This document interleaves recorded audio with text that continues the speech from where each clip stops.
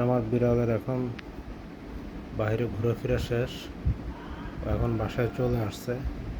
বাসায় এসে আমার ড্রয়িং রুমের গ্লাস টেবিলের উপর বসে পড়ছে। সে এখন এই গ্লাস টেবিলের উপর থাকবে, হ্যাঁ, আর কোথাও যাবে না। আর সে লেজ নাড়তেছে।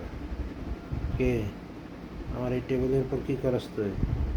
আমি যা বলি সবই শুনে চোখ বন্ধ কইরা, কিন্তু সে কোনো উত্তর দেয় না। কে খালি চোখ মিটমিট করলে হবে? আমার এই টেবিলের উপরে কী করস বল, হ্যাঁ বল,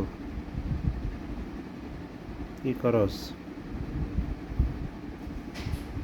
খালি লেঞ্জু নাড়লে হবে?